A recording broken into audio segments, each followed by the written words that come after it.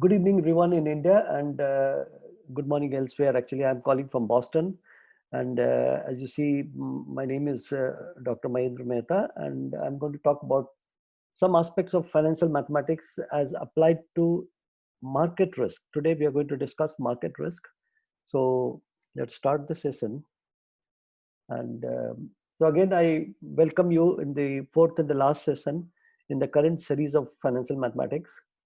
Just to recall, first session we covered how the mathematics actually played a key role in taking the finance subject as really making a lot of difference to finance as a subject and strengthening the subject in every possible way. A lot of work is still going on in this area, but quite a lot of work, which actually quite seminal work, has been done in this area for many years, and that is something which is interesting actually. And the second session we actually did was work on the application of mathematics on derivatives. As I mentioned last time also, this work was, I think, quite a lot of work is been done on application of mathematics in derivatives. In fact, the creation of derivative itself was outcome of the application of mathematics. And the last week we discussed credit risk, very little of it, but whatever. I just wanted to give a flavor to particularly to the students and who are actually in the transforming phase from getting into finance as a discipline. So that is something which actually I trying to sort of focus. And last 10 minutes, I would like to spend some time on question and answers. So I'll also request you to kindly send your questions on chat. As I mentioned last time as well, that if the interest in the subject continues, I will plan some more sessions. Few sessions I'm thinking of doing is portfolio analytics. I also want to do some swap analytics, interest rate swap, and then maybe we can look at some more derivative maths. See the slide. So our focus is market risk today, and so there's one quotation: "All of our life is the management of risk and not its elimination." It's very important actually, as we are managing COVID today. It's just management in the sense that there is a threat and we need to learn to manage it. Similarly, in the financial world, people who work with financial world, they have to understand the risk and learn to manage it. You can't eliminate it actually, and that's the risk is part of our life. So today's topic of discussion, we are actually going to do a little bit introduction.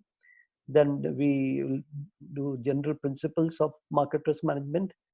I'll try and define market risk.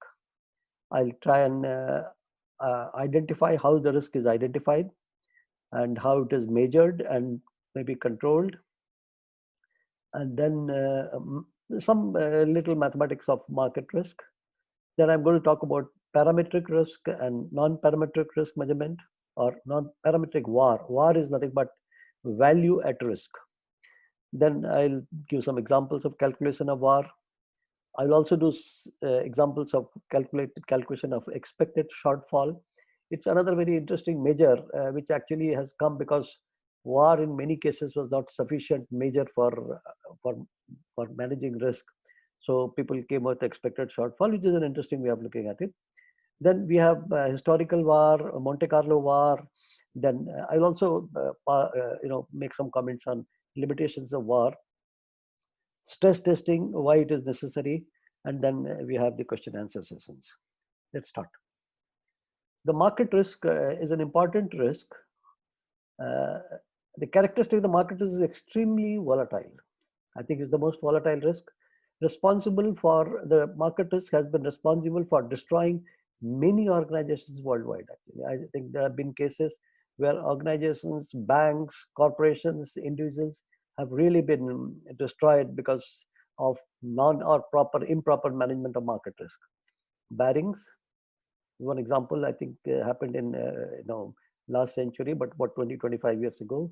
Then we have LTCM, long-term capital management, Orange County, NatWest, Sumitomo, Allied Irish, and many more. I think if you go to Google and look at some of these losses which these corporations and banks took in last 20, 25, 30 years, you will actually see it's an eye opener. It's important to manage this risk very proactively, and it must be managed within the risk appetite framework. It's important for organizations and individuals to come up with a risk appetite, and if the risk appetite and the risk actual risk is more than the appetite, the risk must be controlled or managed. Another thing I want to point out, models used are approximate and based on simple assumptions, and they often fail. I think it's a very important statement, which I'm. So models, whatever models we are talking, expected shortfall, value at risk, stress testing, all these models, they actually are based on certain approximations, and they have sometimes simple assumptions. General principles, financial risk management.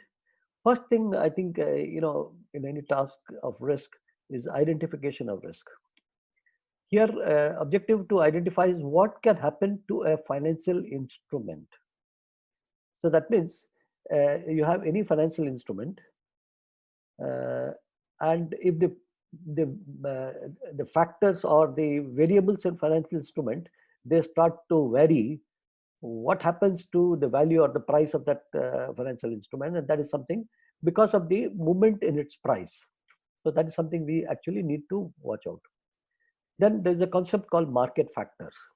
Market factors are the factors which are responsible for for changing the market risk or for creating the market risk. So we'll discuss more about market factors in further slides.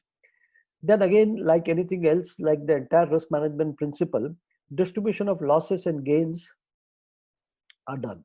So that means we have a density function or a distribution function for and of the gains and losses, and the risk focus in the risk, the focus is on potential losses or not on the gains.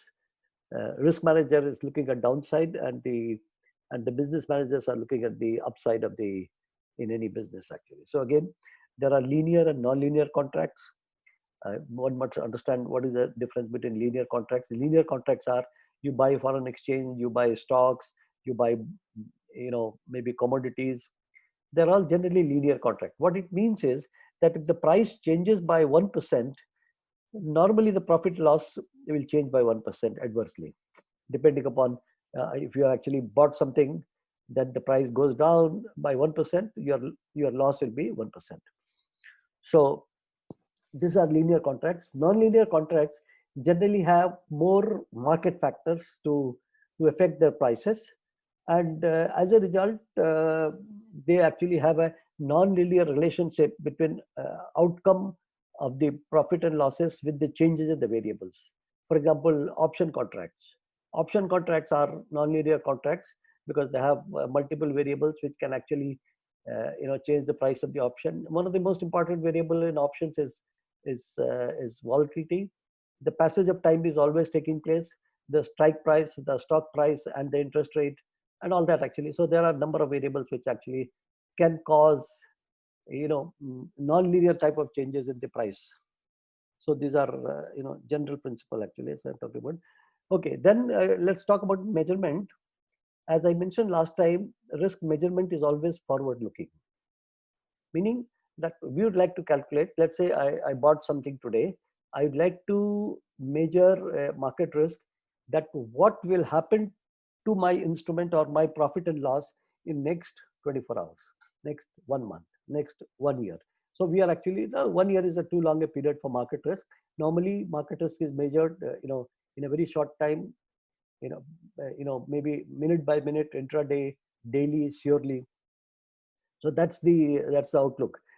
And the look forward period is totally function of how volatile is the instrument.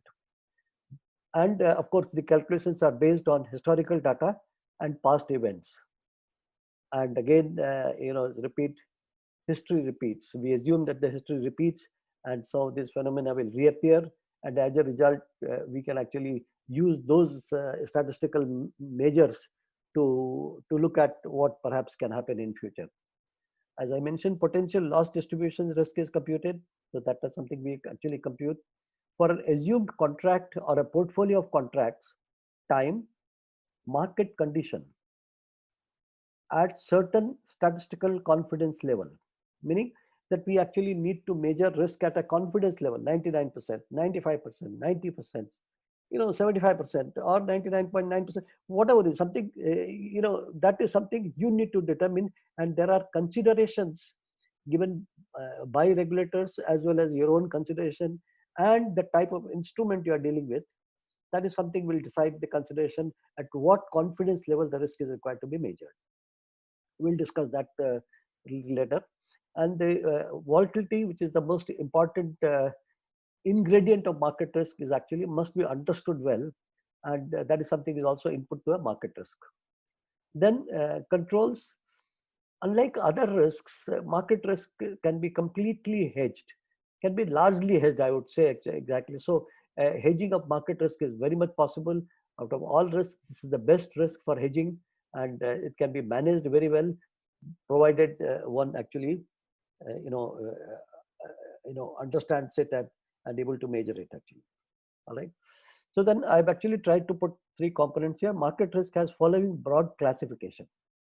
So there's a price risk, liquidity risk, and basis risk. So I've tried to define market risk in three categories. Today we're going to focus on price risk.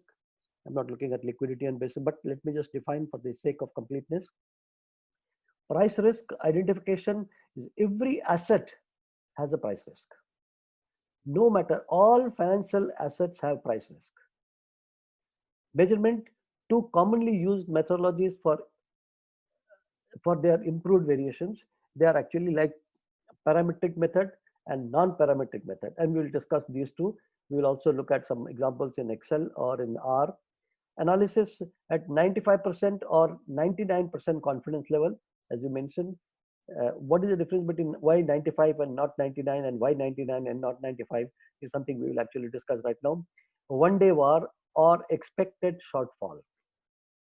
We will define expected shortfall is also known as conditional VAR, C VAR. Okay, so for the purpose of whatever we are discussing, they can be thought to be identical.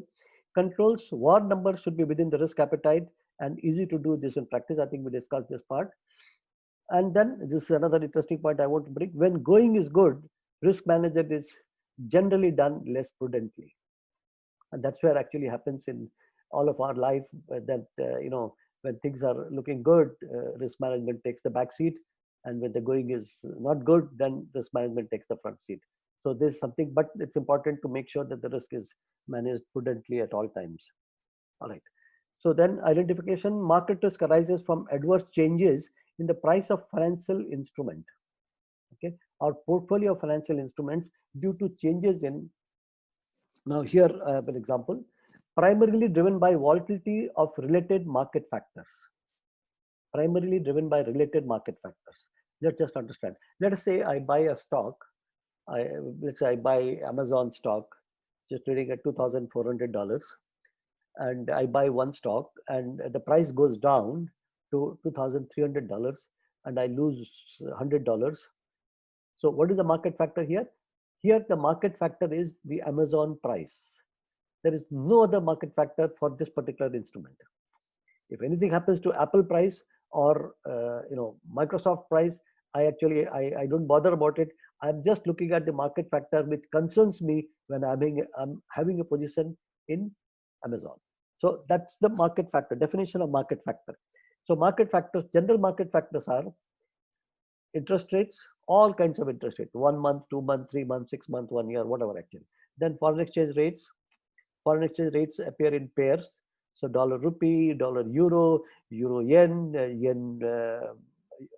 yen maybe dollar, whatever actually. So all these are currency rates. Then equity prices, commodity prices. Equity prices are all kind of equities and equity.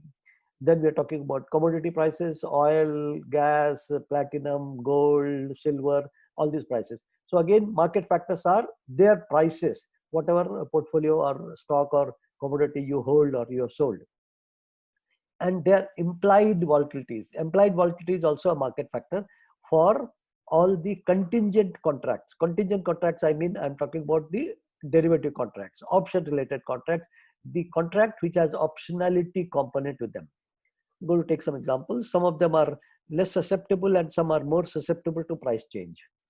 Okay. Now, for example, if you look at interest rates, you take a price of a bond, and if the interest rate goes up, the bond price falls. And this relationship is again a function of the tenor of the bond, the coupon on the bond, and a lot of other factors also are there. So there is a sort of a non-linear relationship, but these are all depending upon the tenor of the bond. If shorter the tenor, less the sensitivity, and there's something where actually first derivative of the price is used to calculate the what is known as the sensitivity of the market risk. So that's something which actually uh, you can see in the example. But let's look at the liquidity risk. This is a very important risk and can be defined as the risk that an entity, for example, banks, finance companies, corporate worlds, individuals, will be unable to meet a financial commitment when due. This is an important thing. So liquidity risk is the most important risk banks need to manage.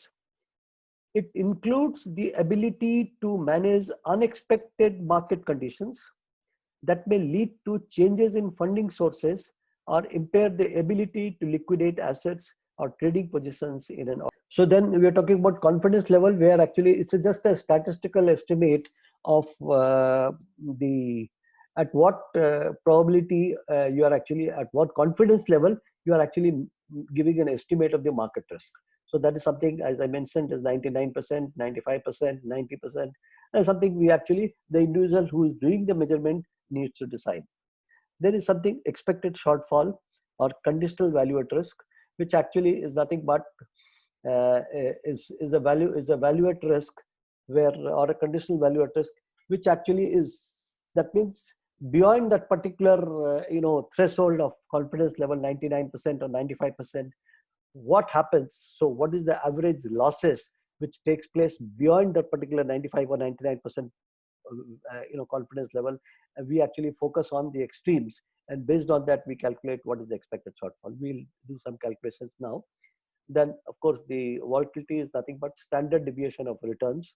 Standard deviation of returns is the volatility. It is measured in percentage. It's a relative measurement, so it's measured in percentage. And the correlation coefficient, as I mentioned, is nothing but statistical measurement of relationship between two variables. Let's say I want to find out what is the relationship between HDFC Bank and ICICI Bank, or between Amazon or let's say Microsoft. So what is the correlation between that? That means when one moves, what is the tendency of other to behave? So that's something, a loose sort of relationship actually can be determined from correlation measurement. The correlation coefficient actually ranges from -1 to +1. 0 is no correlation, +1 is high correlation or perfect correlation, and -1 is a perfect negative correlation. -1 and +1 generally doesn't happen, and it's always varies from between 0.2, 0.3, 0.4, and goes up to 0.7 or something. Covariance is nothing but a calculation which is actually required, is nothing but required for calculation of correlation. So it's an intermediate relationship. This also is nothing but a relationship between two variables, and this is actually not a normalized measure. So as a result, covariance is used in selected ways only, but the correlation is actually more meaningful for our purpose. But in the portfolio theory and all that, covariance is actually deployed. Okay. Characteristic of market risk, let's just spend 2 minutes on this, happens in a very short term. So unlike credit risk and operational risk and a lot of other risks, this risk is really very, very sharply. It comes, as some of you might have seen, the risk came very sharply when COVID, I think Indian Prime Minister announced the lockdown, and there was a threat of COVID exploding in some way in the country, and then immediately the stock market fell by 10%, and then again fell by 10%. So it was actually a huge setback to the and then in expectation of setback to the economy and the corporate world, actually the stock market reacted very adversely, and this is a very, very sharp risk. Some setbacks in the economy or specific problem in a company or a sector, the market reacts. World is now more correlated, less diversification in the market risk. as we see something happens in US, it affects India and then goes to Europe. And actually, it's quite worldwide. So there was a time when the correlation was much less, but now the correlation is very high. Linear and non-linear risk, I think we discussed already. This type of risk taking is widespread in individuals and hugely participated actually. So, in the sense that this is the only risk which generally is taken also by individuals. Lot of individuals, quite a lot of individuals, they buy stocks or commodities or derivatives actually. So the only risk they are exposing themselves is the market risk. So it's something they need to really understand. The characteristic of market risk, it happens in a very short term, in the sense that doesn't allow a lot of time for it to happen. And some setbacks in the economy, some political event, or some specific problem to a company or a sector can give rise to market risk. As I also mentioned, the world is actually extremely correlated and less diversified. So the market risk component has gone up, diversification has reduced. Market risk is both linear and non-linear. So as I explained that earlier, and risk taking, market risk is widespread. Even individuals are able to take it, and they do take it in a big way. Distributions are favorable, and we'll see, look at the distribution, and can be fatal at times, particularly when the downside. And I mentioned that the market risk, or the markets fall by the elevator and they go up by the stairs. This is something which is interesting to understand. And recovery is generally slow and painful. So that is something which happens. And then the definition of value at risk. Value at risk measures the worst expected loss over a given time interval under the normal market conditions and a given confidence level. Now see here, value at risk measures it measures a loss in a given time period. So there is a time element, there is loss which we are trying to estimate, and then we also have to associate a confidence level, which we'll see now in the example, and we also need to define the market condition. Meaning, if the market condition is stressed, as we see now, the value at risk is not a very good measure. So I must remember this, quite important to remember this. And that is where people go to what is known as a measurement of stress test.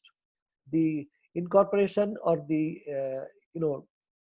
discovery of stress test came only when the value at risk measurement started to fall, in case when the market became stressed. So the value at risk measurement is only suitable for non-stressed market condition or normal market condition. It's a probabilistic measure of potential losses, and interpretation of value at risk is an important understanding. So let's just try and define. Let's say I get a value at risk of $100 for a portfolio, $100 for a portfolio, and I've measured it for 1 day at 99% confidence level.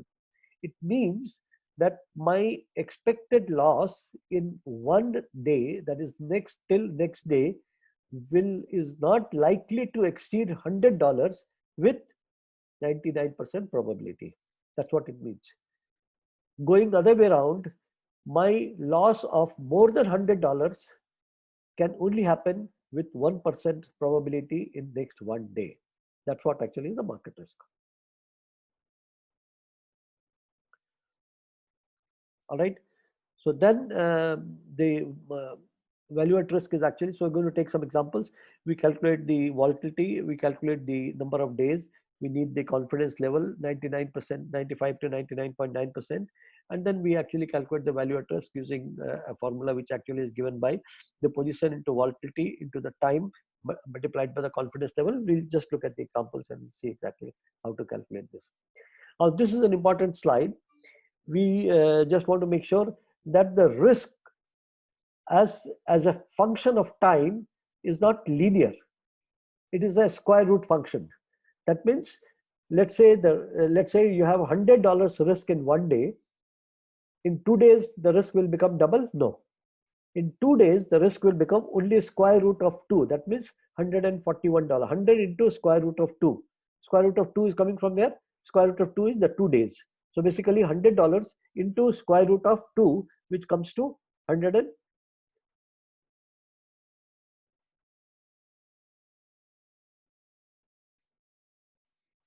which becomes the risk for the so only risk will double in 4 days, because square root of 4 days is 2. So that is something which actually keep it in mind. This is the risk distribution. Normal distribution is the distribution for risk. So you can see very clearly, interesting. Let me just show you the other graph. Here, this is the loss area and this is the gain area. Unlike other risks, this risk is symmetrical around its distribution. So if this is the current price of sort of any stock, let's say 0 is just the mean value here, but here let's say Microsoft is trading at $180. So this is $180. The probability that the stock goes up or stock goes down is equally likely in the eyes of risk. We don't know which way it goes. So there is a huge, gain to be made here, and there is an equal amount of losses to be made. And that's why this risk is very attractive risk for people to take. Okay, let's look at the examples. So if you look at the examples here, how to measure the market risk. So here, I've just, let's say current price is 1,000 rupees, and then here actually, so I'm looking at 1/4 day. That means 1/4 of a day, how the market propagates. So you can see clearly that there is a distribution which actually becomes almost a normal distribution, and the risk is somewhere, the value at risk is somewhere here actually. So here, from here, if the market goes down, it'll tell you there is a risk, and the market goes up, there is a gain to be made actually. So that's what the risk. Now, if you go further, then what happens is the volatility starts to expand. That means uncertainty starts to go up. Very clearly, you can see here the distribution has slightly widened here because of the passage of time, and this passage of time has a square root effect on the volatility. So that is something which actually is interesting. And I've again plotted here, and you can see here, end of the day, the daily volatility comes in the picture. And as the market actually goes from 0 to the forward, it actually, you can see the envelope starts to expand slowly, and it still follows. The extremes are less probable, and you can see clearly it remains in the mean zone, but actually it tries to become more and more. And same thing happens in the day: 1 day, 2 day, 3 day, 4 days. And as the time expands, then you can see clearly it goes further. So the expected shortfall is, so here the value at risk is measured from here to here, this motion from here to here, and expected shortfall is measured from here to here. So this is the expected shortfall region, and from here, this point to this point is the value at risk region. And then we look at the example of this. This is the mathematics of this here actually. So portfolio risk is nothing but you calculate the value at risk of the portfolio is value at risk plus 2 into value at risk 1 to value at risk 2 into the correlation coefficient plus value at risk 2 square root of that. So this one is the correlation, and similarly I can actually write in terms of a matrix. And let's look at some of the examples here actually. And this is the portfolio value at risk. So it's something which actually, let's look at the examples in Excel. Okay, so here I've got data for Nifty. I've got I think good number of points here. So you can see clearly I'm actually calculating the first returns to calculate the volatility. So let's just calculate the volatility. So I'm going to calculate the volatility. So I'm using this formula here to calculate the volatility. So natural log of this price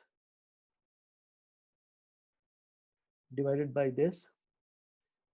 So this is the return calculation. And then if I double click here, I get the returns for all the this thing. And then similarly, I can also calculate the second formula, that is this formula, just to show that it doesn't make a lot of difference by using any of this formula. Both are very close to each other. So if I actually take this price minus this price divided by yesterday's price, I get the returns, and you can see the returns are very close. So this is the continuous return and this is the discrete return. If I go down, so now I can actually calculate the volatility. See, volatility is nothing but there's a formula in Excel, standard deviation, and then I calculate the standard deviation of this. So you can see standard deviation of this. So standard deviation is 1.42%, and this is the again 1.4342%. So whatever method you use, either you use a log or you take the difference method, more or less the volatility is actually the same. Now, what is this volatility? This is a daily volatility. Why it is daily volatility? Because the measurement of the data is done on a daily basis. Remember, that's quite important actually. So irrespective of data length, sometimes students are confused whether the volatility is, if you are taking daily data, what you get is the daily volatility. So now if I have to make an annual volatility is nothing but multiply this volatility with square root of number of trading days in a year. So square root of number of trading days. So that comes to roughly about, you can say 22 or something exactly, 22.5% is the volatility. And if you just do it here, you can see clearly 22.51, 22.52 is the volatility. This is the annual volatility. All right. So now, so let's now calculate value at risk. All right. So now I'm calculating value at risk. This is what I'm talking about is the what we describe as parametric method. In a parametric method, we actually need only volatility estimate. So once we have a volatility estimate, we can calculate the value at risk. So let us say that I buy a stock, let's say, let's take Amazon. Or no, I'm talking about, let's say I buy one contract of Nifty, which is 75 stocks or 75. So let's now calculate, and the price of Nifty is this. Okay, so this is the price of Nifty. So this is the contract size. So this is my position. Position is 75. All right, and this is the price. All right. So now my value at risk calculation will be very simple. Is position multiplied by the price multiplied by the volatility. So that daily volatility, I'm calculating the risk for one particular day. So daily volatility multiplied by the, so I'm calculating the value at risk for one day at 99% confidence level. So I'm going to put NORM SINV, it's a Excel function at 99% confidence level. So this is the, so you can see my value at risk is 23,000 rupees for one single day.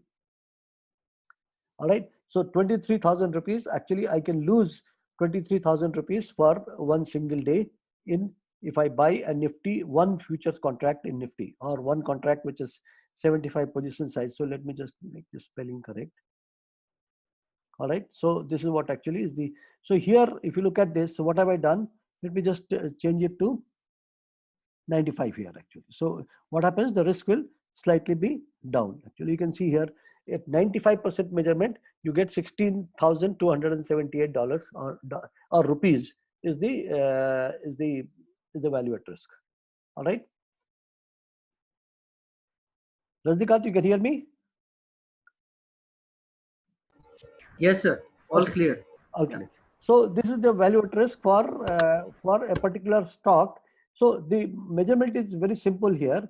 I have just taken the position, multiplied by the price, multiplied by the volatility, multiplied by norm SI. So normal standard inverse of the confidence level. So once you multiply all this, you actually get the value at risk. So that's the calculation of value at risk. All right. So now let's do a little more calculation for expected shortfall and value at risk. All right. So let's do that. Let me just remove this here. And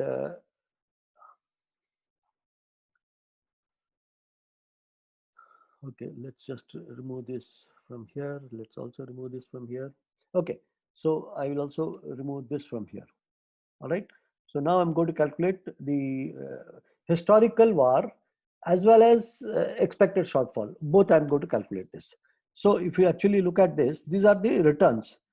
So what I've done is earlier I've actually plotted the returns on the R this thing, and you can see the returns are returns has a normal, quite a good normal distribution here actually. If you see here, the normal distribution is looking quite apparent that the returns are normally distributed actually. very nice sort of distribution, you can see, but tails are slightly thicker, and that's where actually I think there is a trouble for this thing. So let's look at so these are the returns. So what I'm going to do is first look at the return and copy it and paste it here as a special, so that I can just deal with the values. So this is my values here. So now I can actually delete this. So these are my return values. All right. So now what I'm going to do is I'm going to put this in the ascending order.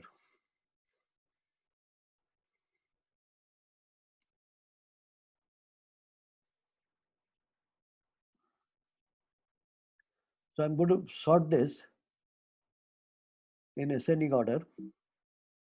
So I'll just sort this here, sort, and sort. Still not sorted out. So let's just do it again. Sort, only this, sort, and smallest to this thing, and it's sorted out actually. So you can see here the lowest of the estimate is here, and the highest estimate is that there was a market went up by 16% on a single day.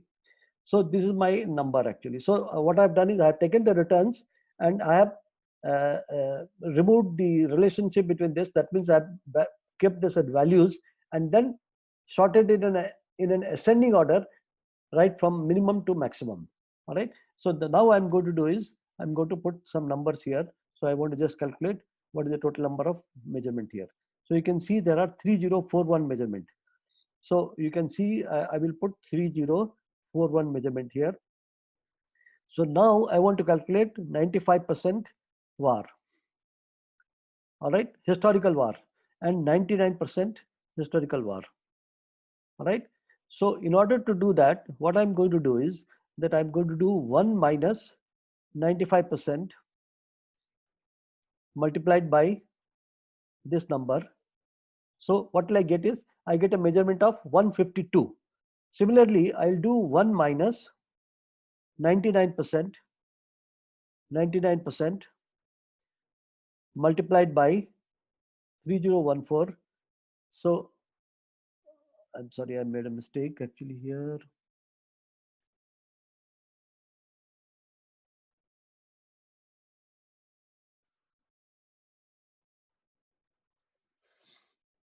So let me just format it properly, and then you get this. Okay. So this one got 30.4. So 152. So if I just go to 152 point, serial number 152. So 152 is this. So this is my historical VAR at 95%. So I'm just going to copy it, and so let's just copy it, copy, and just bring it here, and you can see VAR, HISTORICAL, historical VAR. So historical VAR is this. So I'm going to make it absolute value ABS, and then change it to, let me just make equal here. All right. So so if I actually just do this, you can see the 95% historical VAR is 95% historical VAR is 2.082, and then I'll take 99% historical VAR, which is nothing but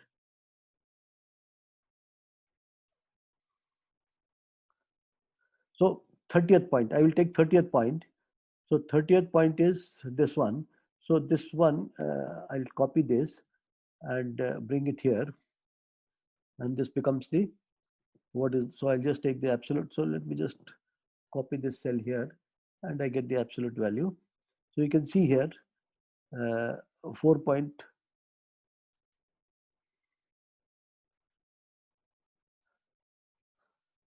So this is about 4.24 is the VAR, historical VAR. This is a historical VAR, and we can also calculate parametric VAR here. So what is the parametric VAR here?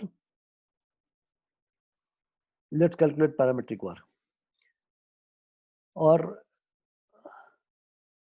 parametric VAR. Parametric VAR we calculated. So let's take 1 into volatility. We calculated the volatility. If you recall, volatility we calculated. So we just calculated. Let's calculate the standard deviation of this number. So actually, if you recall, calculated volatility. So we got the volatility as 2.42. If you recall, 2.42 historical VAR percentage multiplied by NORM SINV 99% or 95%, whatever actually. So this becomes what is known as, we can say, parametric VAR actually. So this is a parametric VAR for this particular calculations. Okay, so let's look at the, now let's look at the expected shortfall. Expected shortfall. SHO shortfall. Expected shortfall is nothing but, so let's calculate the expected shortfall at first 95%, 95%, beyond 95%. So beyond 95%. So what we have to do is we just take the average of 152, because the 95 is the one. So we take the average and multiply this with sum of all the numbers from here till 0.152. All right. So you can see here, this number is now is your expected shortfall. So you can see if I express this in percentage, you will see the expected shortfall is nothing but 3.45%. Similarly, you can calculate expected shortfall for ES. Let's call it ES for 99%. So 99% expected shortfall is nothing but 1 divided by, so I'm taking the average of all the numbers after 99%, after 99%. So you can see sum of, so I'm taking the first, this particular point is nothing but the ratio. That means I'm averaging it and I'm taking how many points from 30 onwards. So basically 30 here, this was a 30 point. So I actually take the average from here. Okay. So average from here till this point, close the bracket, and you can see clearly that the expected shortfall is nothing but 5.676 is the 99% expected shortfall. That's the value of expected shortfall, and the value at risk, historical value at risk, is 2.08% at 95%, and VAR at 99%. 4 point, the minus sign you can ignore because VAR is nothing but an expected loss only. So that's why we take it as an absolute value. And here talking about these two are expected shortfall. This is how calculation is done for expected shortfall. So let me just try and explain you okay, I think you should be able to see the screen. So let me just explain a little bit here. So here we can actually look at the distribution of market is look like. So this is a gain and this is a loss side. So when you calculate the value at risk, we are actually calculating the value at risk from here to here. So what just calculated is the value at risk from here. So this is 1 standard deviation, this is 2 standard deviation, and this is, we are looking at 2.326 standard deviation, which amounts to 99% confidence level. So what we are doing is we are actually measuring this distance in terms of loss. So here, if you look at, let's say 1000 is the current price, and the volatility is, let's say 2%, daily volatility is 2%, then what happens is, how much you're going to lose here? 2% is 20, 1% is 20, 2% is, or 2 standard deviation is 40, and 2.326 is whatever actually is something like what, $46 is the value at risk. Now in the expected shortfall, this particular average of this losses are taken, average of a particular threshold is, so 95% or 99%, and the average of this threshold is taken as the expected shortfall. Let me just again expected shortfall. Let me just expand this slightly. So we actually have this distribution like this, and here it is 99%, and all the losses which takes place here, we take the average of this. So average of these losses is taken, and this is declared as expected shortfall beyond this 99%. That is what actually is the expected shortfall. So that means the tails is very well captured in the tails. The risk is captured in the tails. As you know, the risk is always in the tails when the extreme event takes place.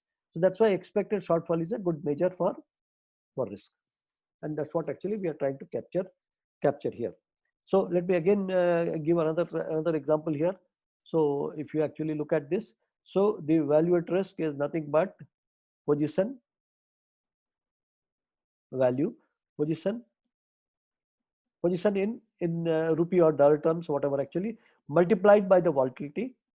Okay, this volatility must be synonymous with the number of days you are making. For example, you are making for so that means if you are measuring value at risk for 1 day, this must be daily volatility multiplied by, then you are actually looking at confidence level at 99%, which actually is nothing but you can get from statistical table. At 99% for a normal distribution, the multiplier is 2.326. All right, so we just position into volatility into 2.326 is the measurement of value at risk. That's it. So that's the value at risk measurement really. And then we actually, if you have the historical data, then you can actually measure risk. So you are looking at all the historical data, and here, so take the returns and put them in the ascending order. And so all the worst losses are here. All the losses will show up here, and then at 99% point you get here, 99% point, this is the historical VAR, this particular point. And then at 95% you get, so this is 99 quantile, you can say exactly, and this is 95% value at risk, and the average of this is nothing but expected shortfall. That's what. So we are taking the average of this as the expected shortfall. All right. So I think I'm running out of time. So let me pick up some questions actually. So maybe we can continue some other day. But let's just, if anybody has any question actually, so let's look at the question answers actually. I have somehow, let's pick up some questions. So there's a question from, is expected shortfall is similar to expected loss? No, expected loss is different than expected shortfall. Expected loss is also synonymous to value at risk, but expected shortfall is a measurement which is beyond expected loss. All right. So that is. Can you tell me more about implied volatility? Okay, this is a good question. See, volatility, when I'm talking about, what I did was I took the historical data and calculated the volatility. Historical data volatility is one of the measures which is used to calculate the value at risk or expected shortfall. But in marketplace, the historical volatility has no meaning. So the volatility must be forward looking, in the sense that we must find out the volatility as in next 1 day or next 5 days or next 1 year, what is the volatility is likely to be actually. And how that volatility is determined is that the derivative traders are actually using volatility to price their contracts, because the derivative contracts are being priced for 1 month, 2 months, 3 months, whatever actually. And if you know all the variables, only thing you don't know is the volatility which they have used. So if you imply the volatility, back calculate the volatility, from there what volatility levels they are using to calculate the derivative contracts, that is what actually means the implied volatility. And I think it's a good idea to use implied volatility rather than historical volatility for calculation of risk. Okay, can you share your views on stressed VAR under the IMA approach? Now, actually, let me explain. I think I wanted to limit myself on the, see, what actually happens is that the VAR and expected shortfall both are not a very good measure under the stress market condition. Expected shortfall is still a good measure, but the war is definitely starts to fail. So now I think looks like regulators also are seriously looking at the expected shortfall.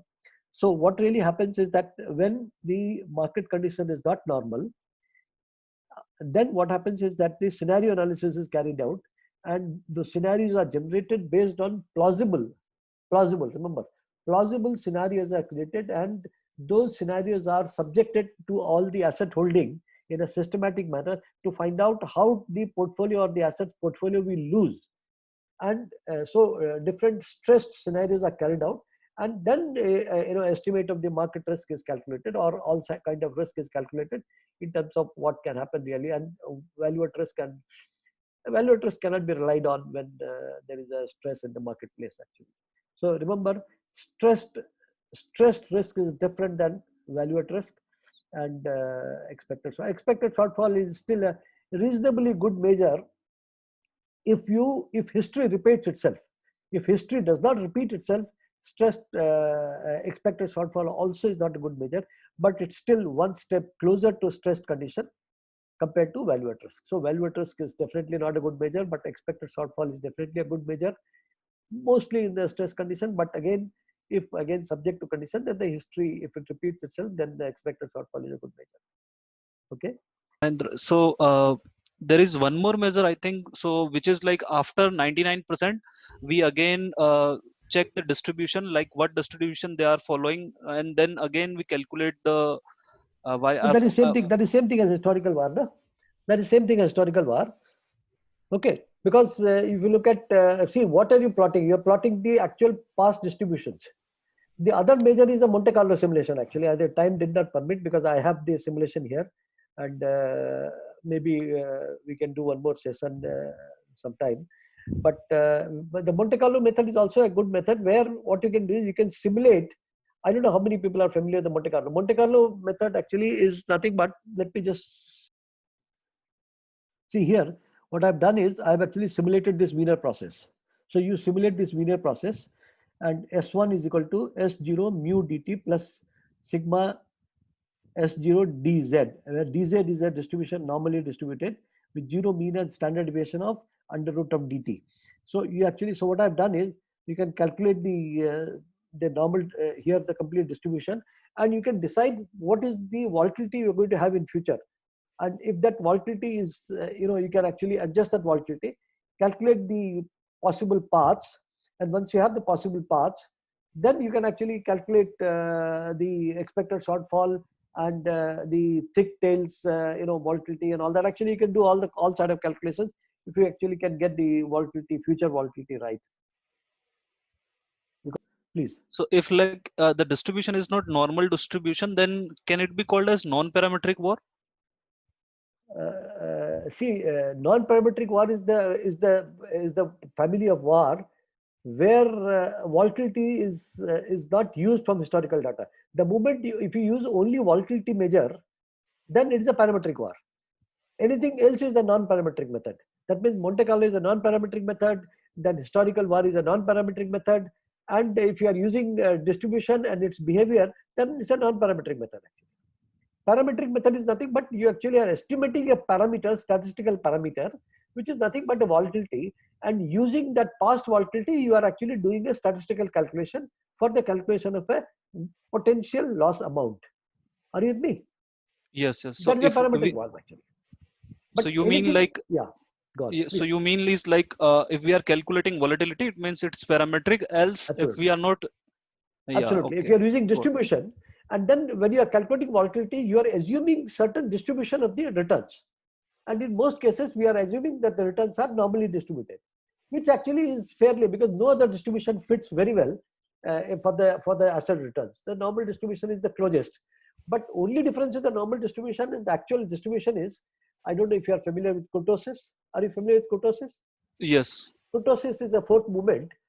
See, what happens is the financial time series is a high kurtosis, meaning fat tails normal, fat tails are much fatter.